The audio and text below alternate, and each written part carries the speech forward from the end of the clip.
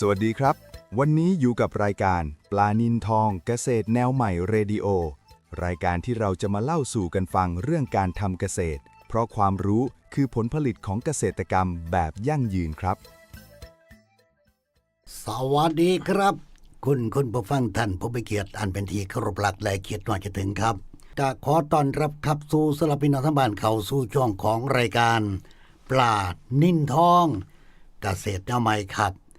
ผู้ขาล้างเสลาคนสุทองบ่าวเสียงของรายงานโตครับผมพ่อใหญ่สว่างผู้คล้องแถวครับครับ2ผู้2คนหดเวลานี่ส่งเสียงแก้วแก้วมาหาพี่หาน้องเกษตรกรซึ่งกำลังเปิดวิทยุรับฟังอยู่แล้วไงวางเนาะครับตามนัดตามหมายกันมันบอกว่ามื้อหน้าแล้วเจอกันมันมาคุยกันว่าซั่นว่ารายการของเฮานั่นเป็นรายการคุยกันเรื่องทำการเกษตรดอกครับถือว่าเป็นการพัฒนาในด้านการเกษตรเราไม่ให้วางเนาะโอ้ยถือซว่าอยกันเป็นทางออกเป็นสภาพกาแฟแลกเปลี่ยนความคิดเห็นเฮาเว้าสู่ฟังนี่คันจะไปร้องกับต้นไม้โอ้ยแต่ก่อนแต่เรียนหนังสือแต่น้อยครูก็ว่าอันพูดนั่นยางพารามันอยู่ภาคใต้พุ่นวางซั่นแหละว่าอย่างว่าคู่มือยางพาราคือมาอยู่ภาคอีสานได้เอานั่นแล้วล่ะบ้านบักทุเรียนผู้ใดก็ว่าแต่อยู่จันทบุรีระยองตราดกับชุมพรบ่ได้กินดอกว่าซั่นนครศรีแม่นว่าอย่ามาปลูกเถาะว่าซั่นถ้าซื้อกินนะบ้านนี้เป็นจังไดไปเบิ่งสักวันคันภาคอีสานนี่ผมไปมาทุกจังหวัดแล้วบัดเลาะเบิ่งคักโอ้ยเขาจะแยกว่าขายกันหลอนแหลกแล้วโอ้ยเขาขายจนรวย เขาคุยกันเงินล้านโอ้ยเจ้าของเลยโอ้ยของขุดหัวหญ้าอยู่แล้วนี่เฮ็ดหน้าไถแล้ววานแล้วไถรถมาเกี่ยวแล้วไถแล้วปลูกอยู่นี่จะมันเกี่ยวเขาคือมันเกี่ยวหญ้าก็บ่จักแม่นว่าล่ะเอ้ยพวกเขาเจ้าเฮ็ดทุเรียนเขาเจ้าสบายแท้เขาเจ้ารักเฮ็ดรวยแล้วว่าดิแม่เขาเจ้านับหน่วยขายเนาะพี่อ๋องเนาะโอ้ยนับหน่วยขายเนาะหน่วยละ3โล4โลเนาะโลนึงเอาสมมุติว่าโลละ100ซะเอาโลละ100เอาบ่ได้ดอกโลละ180ปุ่นเขาขายอยู่ศรีสะเกษหน่วยนึง3กิโลทำไมว่า300เอานั่นต้นนึงเขาเอาติดไว้100หน่วยได้บ่ 30,000 ได้ล่ะเด้เห็นบ่นับต้น10ต้นก็ได้ 300,000 ไร่นึงเขาปลูก25ต้นเอา20ต้นก็พอเฮาเพื่อมันตายเอาเท่านี้ละเขาเอาไร่ละ 600,000 บาทครับปลูกมันสำปะหลังให้พ่อไอ้อ๋องเข้าไปในหมู่บ้านเด้อว่าปีนี้นี่อ๋องนี่ปลูกมันไร่นึงเว้าเสียงแห้งพร้อมเสียหญ้านี่บ่มีจักเซ็นอ๋องสิเอา600,000ไร่นี่คิดว่าเขาสิเชื่อพ่อไอ้อ๋องโอ้ไม่ได้เข้าหัวควันไม่เขาจะไปป่วนแล้วมีแต่เขาว่าเอารถไปส่งกิตติเวชทำไมปวงคักเราได้เล่านั่นปีนี้ปวงแล้วรถแล้วข่อยเฮ็ดมันมา20ไร่ข่อยก็บ่ได้พอ 300,000 นี่ดูนี่โอ้ยจะเป็นเฮ็ดมาคักแต่พ่อใหญ่วางจังได๋จังว่าสิมาปลูกมันไร่นึงได้600,000ดูนี่แม่นบ่ล่ะแม่นมันเป็นไปบ่ได้เพราะถึงบอกว่าเฮ็ดหน่อยได้หลายนี่จริงเนี่ยเฮาจมอยู่ตลอดว่าเป็นหยังประเทศเวียดนามเขาเจ้าจังพัฒนาเดี๋ยวนี้เวียดนามนี่เขาส่งเสริมปลูกบักทุเรียนได้อีพอออกข่าวทีวีเห็นบ่หน่วยงานรัฐบาลเขาเจ้าเอาจริงเอาจังเด้ของเฮานี่ต้องเอาตามยถากรรมดิเฮาถึงบอกว่าเป็นหยังเขาถึงเว้าเรื่องบักทุเรียนนี่ไปเบิ่งเลยไปเบิ่งข้อมูลการส่งออกของประเทศไทยเลยปีนึงส่งไปปีละล้านกว่าตันตัวล้าน 600,000 ตันครับขายได้เงินมาเท่าใดแสนกว่าล้านเป็นในพ่ออ๋องเงินแสนกว่าล้านไปตกเกษตรกรภาคตะวันออกแม่จันทบุรีระยองตราดแม่ชุมพรนครศรีทั้งใต้พุ่นแม่อีสานเฮานั่งหาวอยู่ว่าแม่นั่นบ่ได้จักบาทแม่พ่ออ๋องมองได้ก็สิเป็นศรีสะเกษเด้อแม่นบ่ล่ะออกจากหันก็สิไปอันจังหวัดอันอุตรดิตถ์เด้อพ่ออ๋องครับเฮาถึงบอกว่าคนปลูกบักทุเรียนบ้านเฮาก็ปลูกว่ามันตายเฮาถึงบอกว่ามันปลูกได้เบิดทุกอย่างบ่แม่นว่าดินแดงบ่แม่นดินภูเขาไฟดินทรายไปเบิ่งอยู่อำเภอน่าจะรวยเขาขายนี่เป็น100ไร่แล้วเขาปลูกอยู่หั่นไปเบิ่งอยู่นี่เดชอุดมนี่ตำบลตบหูนี่พ่อใหญ่อ๋องสิเอาหลายปานใดบอกพี่บอกน้องปลูกวิเวิร์ดคนบ่เคยเห็นเงินล้านก็เห็นเงินล้านแม่นบ่ล่ะถ้าเกิดว่าเกษตรกรบ้านเฮาเนี่ยมันใกล้แล้วเด้ภาคอีสานเฮานี่คันรถไฟความเร็วไทยจีนข้ามจากประเทศอันลาวมาไทยนี่หนองคายนี่คนระยองจันทบุรีตราดต้องได้ขนบักทุเรียนมาขึ้นนี่ครับคนชุมพรนครศรีขนมานี่นั่นแหละแต่ว่าเฮาอยู่ใกล้ๆนี่แม่อยู่ใกล้ๆนี่แม่หนองคายอุดรนี่แม่งัดขึ้นรถเลยเฮาใส่รถกระบะแล่นแท้ๆเขาไปลงมันนี่แม่พ่อใหญ่อ๋องจะง่ายหลายประหยัดต้นทุนบ่ครับแต่ว่าจักยามใดสิมาเด้หาพ่อใหญ่อ๋องสิบ่ตายก่อนติคันอายุบ่ยืนว้าย เลือกตั้งสมัยหน้าเด้ออีแม่คันเป็นหัวคะแนนหรือว่าสนิทสสนั่น อย่าบ่โดนดอก บอกเพิ่นเอาป้ายคัดเอาขึ้นแน่ว่าคนอีสานต้องการรถไฟไทยจีน บักม่วงบักกล้วยมื้อนี้45 48ชั่วโมงฮอดแล้วแม่พ่ออ๋อง ครับ มันบ่สุกบ่เน่าดิเดี๋ยวนี้ บ่ คันลงเรือนี่เป็นชั่วโมงเป็นเดือนพุ่นนี่พ่ออ๋อง โดนก็ฮอด คันขึ้นรถแล่นไปทั้งเสียงของนี่ก็เป็นอาทิตย์พุ่นนี่ส่วนสิฮอดเขานั่นพ่ออ๋อง ครับ แม่นบ่ล่ะ เฮานึงบอกว่านี่ล่ะ บางเทื่อเกษตรกรบ้านเฮาต้องหูจักวิธีกระตุ้นรัฐมนตรีเด้กระตุ้นสสเด้ ครับ สสภาคอีสานนี่ว่าแม่นหลายกว่าหมู่ดิ โอ้ยหลายตัว คันเกิดว่าสสภาคอีสานเนี่ยฟังเสียงชาวบ้านว่าชาวบ้านจะได้รถไฟนี่ เพราะว่าสิขนหมากไม้ไปขาย ส่วนเขาสิขนหยังมาขายเงินอยู่ในกระเป๋าเฮาดอกเข้าบ่ซื้อก็สิเป็นหยังแม่นบ่ค่อยออก แล้วแต่ จะไปย่านว่าประเทศจีนจะขนของมาขาย โอ้ย โอ้ยคันเฮาบ่ซื้อก็แล้วแต่นึงขนมาหลดแม่นบ่ค่อยออก ครับ ผมก็เลยว่าเฮาก็ต้องเอาของกลับไปขายนำคือกันเด้ มันขนไปได้เบิดละสินค้าเกษตรนี่ แต่ว่าเดี๋ยวนี้เห็นบ่ออกข่าวพุ่นไปเข้าแถวอยู่พุ่นเพื่อสิข้ามประเทศลาวเสียค่าเหยียบดินเขาอีกส่วนที่เข้าไปได้ว่าซั่นใช้เวลาเป็นมื้อแม่นบ่บางเทื่อนี่มันใกล้เลือกตั้งแล้วเด้เลือกดีๆคันพรรคใดอันขึ้นชู้นโยบายว่าสิเอารถไฟเข้ามานี่ จัดการเบอร์นั่นซอยกันเด้อพ่อใหญ่อ๋องเว้าซื่อๆดอก ย่านยู่พ่อใหญ่อ๋องไปลงสสอยู่ดอกเนี่ยได้2เสียงแต่ลูกกับเมียนั่นล่ะ ตอนตัว นี่ล่ะเฮาถึงบอกว่าห้าลังเทือเฮาก็ต้องอาศัยเจ้าหน้าที่บ้านเมืองได้หน่วยงานราชการ ครับ รัฐบาลผู้ที่เฮ็ดเนาะจังสิได้ปากท้องจังสิดีแม่นพอไปอ๋อง ครับ ก็ไปหั่นละจักเขาเจ้าสิเฮ็ดยามใดดอกย่านตายหิจากอยู่ แล้วแต่ดอก คันแต่ว่าข้ามมาได้ประโยชน์อีหลีบ้านเฮานี่เป็นดินแดนแห่งมันไก่ขนขึ้นหมักไม้หมักม่วงเอาไปขายโลดได้ขายเบิดเพราะว่าอยู่นี่เฮาขายกล้วยอย่างหลายก็หวีละ10 บาท 15 บาท ครับ อยู่พุ่นไปเบิ่งหวีนึง70 80 บาทแม่นบ่พ่ออ๋อง ผมนึกบอกว่าคันบ้านเฮานี่สิ่งที่ต้องเตรียมคือง่ายๆเลยบักทุเรียน ครับ บักทุเรียนปลูกเลยปลูกได้ทุกพื้นที่คันอยากได้ความรู้โทรมาโทรมาหาพญายสว่างได้ ผมให้เจ้าหน้าที่อยู่สาขาที่เฮาส่งไปอบรมอยู่พุ่นภาคตะวันออกพุ่นจันทบุรีระยองตราดมาแนะนำวิธีการปลูก แนะนำวิธีการดูแลรักษาบำรุงต้นจะได้มันสิใหญ่เร็ว4 ปีได้หน่วย ครับ เฮ็ดจังได๋พอครบ4 ปี5 ปีแล้วสิเปิดตาดอกเฮ็ดจังได๋ นั่น แม่นบ่ล่ะบ้านเฮ็ดจังได๋หน่วยมันจังสิบ่โลนจังได๋มันจะได้กินแม่นบ่ล่ะพ่ออ๋องนี่ส่วนใหญ่ว่าเกษตรกรซ้อมกันเด้โอ้ยปลูกโลดมันตายเบิดนั่นล่ะแม่นบ่พ่ออ๋องพอเขาปลูกแล้วต้นใหญ่แหลเนียนท่วมหัวความเก่ามาแล้วเฮ้ยถ้าเบิ่งซะก่อนมันสิได้หน่วยบ่เดี๋ยวนี้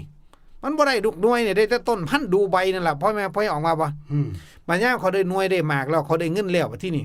เขาเจ้าได้รวยเขาเจ้าบ่เว้าสู่ฟังซ้ำเด้เป็นไดเสียอ๋องคือว่าปีนี้ออกทุเรียนหลายตันแท้เฮ้ยบ่เป็นซาดดอก เพราะว่านั่นล่ะ หักค่าปุ๋ยค่ายาออกแล้วก็โอ้ยใครก็ปลูกมันจักหอยหน่อยนึงว่าเด้พ่อพ่อใหญ่อ๋องสิเว้าว่าปีนี้ได้3 ล้าน มาบ่แล้ว หาแม่ใหญ่สิมาถามหั่นเป็นล้มลงเสียใจจนบ่ได้ส่งโรงพยาบาลติ สั่นตัว แม่นบ่ล่ะ ครับ มันต้องเผยแพร่ซอยกันเด้เว้าสู่กันฟังคันมันได้นี่ ครับ เอาช่วงท้ายรายการเฮาสิฟังลุงแสวงเนี่ยอำเภออุทุมพรพิสัยปลูกนี่ปลูกบักทุเรียนนี่ออกดอกแล้วนี่นี่ถือว่าเป็นคนที่หัวไวก้าวหน้าเป็นหยังเพิ่นปลูกได้เฮาจังสิปลูกบ่ได้ครับ สวัสดีครับ ปุ๋ยปนินทองครับผมถามลุงแหวงก่อนลุงแหวงบ้านอยู่ไสครับ อยู่ตำบลลีลำอำเภออุทุมพรพิสัยครับ จังหวัด นี่ศรีเกตที่ครับอุทุมพรอำเภออุ ศ ทุ รี มพร สะเกษบ้านนี้มีบักทุเรียนจักต้น มีอยู่10 กว่าต้นนี่แหละครับ ห่วยเฮ็ดผู้ใดไปแนะนำจะกล้าปลูกบักทุเรียน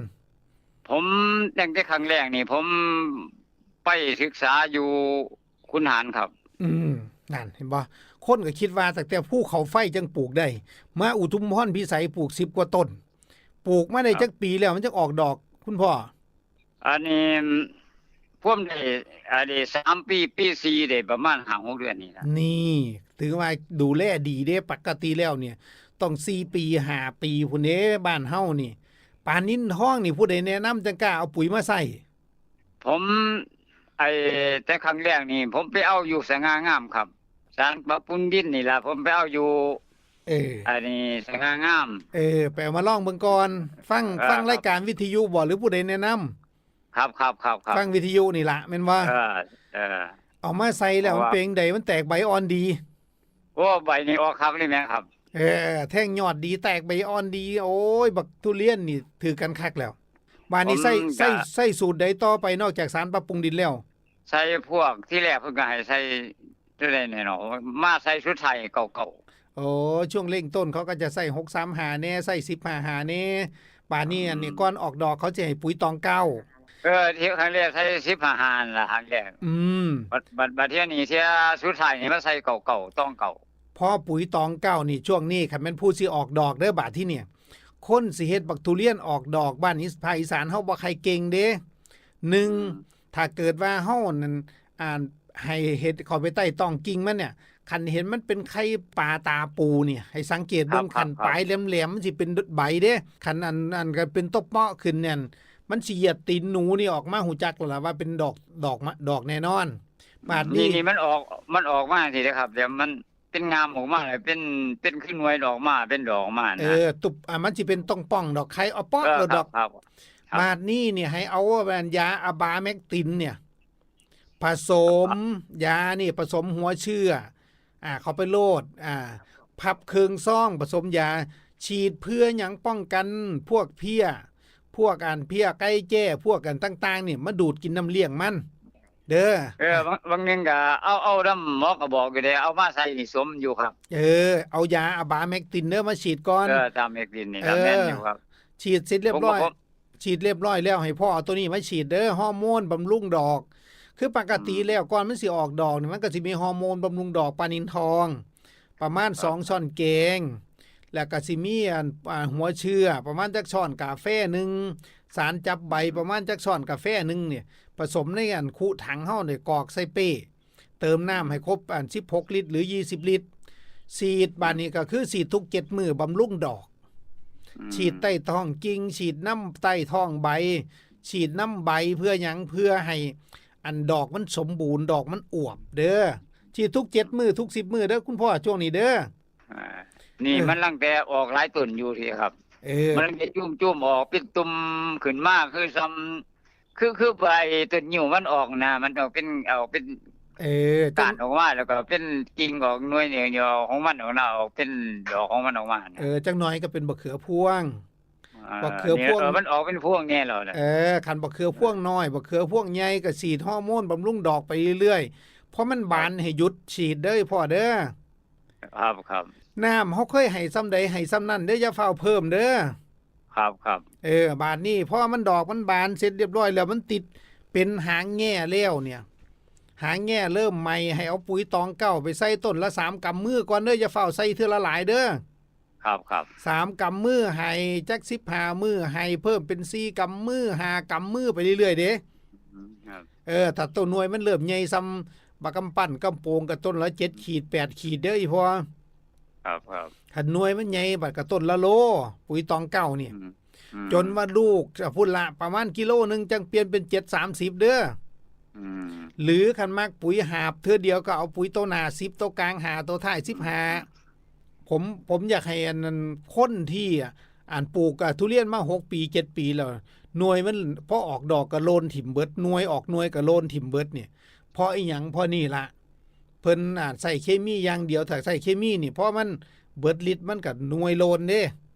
นี่ก็ใส่แต่ปนินทองนี่ล่ะบ่ได้ใส่ปุ๋ยอันอื่นอะไรหรอกอันนี้ล่ะจะคุยกับพ่อเพื่อให้เข้าใจมีเล่มนี้ก็มีแต่ผมผู้เดียวนั่นล่ะผมปลูกตั้งแต่เริ่ม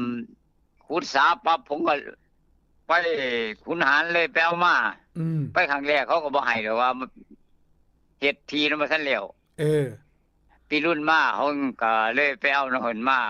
10กว่าต้นนี่ล่ะแล้วมาปลูกครับมันก็เป็นเบิดทุกต้นแหละครับมันก็มีตายบ้างล่ะอันต้น1 2ต้นนี่นะเราน่าก็เหลือเบิดแล้วแต่เท่าอยู่นี่ล่ะปลูกซ่อมเอาอีพ่อครับก็มีแน่ล่ะแต่ว่ามันบ่มีผู้ใดใจกล้าซ้ำคุณพ่อเด้ส่วนใหญ่แล้วมีแต่ปลูกแล้วใจซอปล่อยมันตายคนเขาก็ถามอยู่แล้วว่าปลูกยังไงอยู่น่ะปลูกแล้วก็เพิ่นก็พักลูกเฮาเมียแล้วก็ว่าไว้จังซี่ล่ะคือดูแลลูกเมียนี่แล้วเซาถึงแรงถึงเด้ขี้คร้านบ่ได้เด้กับขี้เหนียวบ่ได้ผู้ลางคนว่าซั่นเงินในการนี้ยังก็เขาเอิ้นเฮ็ดโพ่นเฮ็ดโคกมีบัดยามสิเดินท่อ PVC ใส่น้ำบัดบ่มีเงินซ้ำ ยามสิซื้อปุ๋ยใส่ก็บ่มีคือบักทุเรียนมันกินปุ๋ยทุกเดือนมันสิบ่มีการว่าโอ้เดือนนี้บ่มีเงินจะฟ้าวกินเด้อใบแห้งแล้วเด้ยอดแห้งแล้วเด้ นี่ผมก็ใส่เรื่อยไปเรื่อยๆบ่เอาไปใส่หลายดอกตามมันนี่ไปมันก็ว่าเรื่องมันงามแล้ว มันบ่กินหลายดอกแต่มันต้องกินอยู่ทุกเดือนคือเฮากินข้าวทุกมื้อนี่ล่ะหมอกอบผมก็ว่ามันใหญ่แห้งเอาหน่วยได้แล้วว่าบ่มันมาเว้าอยู่มื้อนั้นมันมาเอาอันนี้มาส่งนี่แหละซื้อยายังว่านี่ได้ฉีดว่าใส่น้ำแล้วยังเอากล่องใสมันฉีดนี่มาบอกวิธีไตโคซินเวอร์ฉีดป้องกันรากเน่าโคตรเน่านี่ล่ะแล้วมาฉีดนี่ล่ะบักพริกบางอย่างนี่ล่ะฉีดในเต้าต้นมันแน่บักพริกฉีดน้ำต้นน้ำใบฉีดใต้ท้องกิ่งฉีดลงในดินโลดบักพริกสิบ่มีปัญหาใบหยิกใบงอตัวไตโคซินเวอร์นี่ตั้งแต่ใส่ปุ๋ยนี่ลงบ่ทันได้รอบ2พอดีมันออกพอดีเลยเก่านี่ตองเก่าปุ๋ยตองเก่าปะดินทองครับบาทนี่ผมฝากจังซี่เด้อให้อันบักกะทุเรียนปีแรกนี่มันคือยังงัวแม่สาวนี่แหละมันตั้งท้องบ่เก่งอย่าเอาไว้หลายคันต้นบ่สมบูรณ์ให้งาอย่างน้อยๆซ้ำงาด้ามมีดเด้อแต่งาละหน่วยก็พอต้นนึงประมาณ5ถึง10หน่วยอย่าเอาเกินนั่นคันงกหลายมันตายเด้ลองชิมซะก่อนปีนี้ปีหน้าจังเอาหลายครับเบิ่งก่อนมันก็ออกมาหลายต้นละ3ต้น4ต้นแล้วมันต้นมันสมบูรณ์มันออกโลดดอกแต่ว่าอย่าเอาไว้หลายคันเอาไว้หลายต้นมันส้มครับนี่แหละผมนึกอยากให้คนภาคอีสานเฮานี่ลองปลูกบักทุเรียนเบิ่งปลูกพุ่นละ10ต้น20ต้นเนี่ยแห่งต้นใหญ่แห่งได้เงินหลายข้าเจ้านี่อยู่อำเภออยู่บ้านลุบเล่าอำเภอผู้พานลูกค้าผมนี่2ตายายอายุ73ปี20ต้นบักทุเรียนเล่านี่เก็บมานี่ปีที่3ปีเมื่อกี้ได้เงินล้านเด้มีเงินล้านเฮ็ดหน้าบ่ได้ดอกเงินล้านเสื้อผมนี่อันนี้ของพ่อปลูกไว้น้ำคู่สาซื่อๆได้นี่แม่นบ่ครับปลูกในคู่สาได้คุดไอ้สาไอ้ที่ผสมประสานแล้วมันนี่ล่ะไอ้ของไอ้องค์การหลวงนี่ล่ะบ้านนี้น้ามีตลอดปีได้เนาะพ่อเนาะครับมีตลอดเลยโอ้ยคณะมีตลอดปีสบายบักทุเรียนบ่ตายทั้งกวางมันนี่20ทั้งยาวมัน40แล้วทั้งยาวเขาเอิ้นว่าโคกหนองนาบ่มันโคกหนองนาเขาขุดกันทั้งพี่มันคนละแบบที่อันนี้พ่อขุดไว้นี่ดีแล้วล่ะพ่อขุดน้ำไว้แบบนี้ล่ะยามปลูกบักทุเรียนนี่มันจังบ่ตายบาดนี้แนวสิฝากเด้อคันเฮาเก็บหน่วยเก็บหมากได้หน่วยได้เงินเร็วแนะนำพี่น้องเฮาแน่ว่าให้ปลูกอย่าพากันเป็นบ้านนี้ผู้ลังคนเอากระสอบปุ๋ยปะนิ่งทองไปเสื่องไว้ผู้นี้ย่านหมู่ได้ลื่นต้องเผยแพร่ซอยกันนี่เพราะบ้านเฮาเนี่ยเขาเจ้าขายบักทุเรียนไปเบิ่งเด้ออยู่ในอันนั้นรายละเอียดของอยู่ในข้อมูลของประเทศเฮาเนี่ยขายปีละแสนล้านเทื่อละล้าน 60,000 ตันล้าน 600,000 ตันแล้วเงินแสนกว่าล้านนี่มันตกภาคตะวันออกกับภาคใต้อีสานบ่ทันได้แน่แต่ศรีสะเกษเท่านั้นเด้ผมก็เลยว่าอันมันตกลงมาบ้านเฮาคันปลูกพุ่นละ20ต้นครอบครัวนึงอย่าเอาล้านคือเจ้าเถาะเอาต้นครอบครัวละ 400,000 500,000 บาทนี่ก็บ่ได้ลงเทพได้อีพอคุณพ่ออยู่อันบ้านนี้หยังก็ตำบลหยังก็บ้านโนนสูงตำบลอีลำอำเภออุทุมพรจังหวัดศรีสะเกษจังหวัดศรีสะเกษนี่ล่ะเป็นคนที่ถือว่าเป็นผู้ที่อันใจกล้าคักกล้าปลูกบักทุเรียนส่วนใหญ่คนมีแต่ว่าปลูกบ่ได้ดอกมันตายปลูกบ่ได้ดอกมันบ่กินได้กินหน่วยดอกแม่นบ่บ้านมันสูงหมู่10นี่ล่ะพ่อแสวงเด้เนาะครับอันถ้าเกิดว่าผู้ใดเข้ามาเบิ่งสวนพ่ออธิบายเขาเจ้าฟังได้เด้อครับถ้าผมผ่านไปผมสิแวะไปเยี่ยมเด้อครับสวัสดีครับ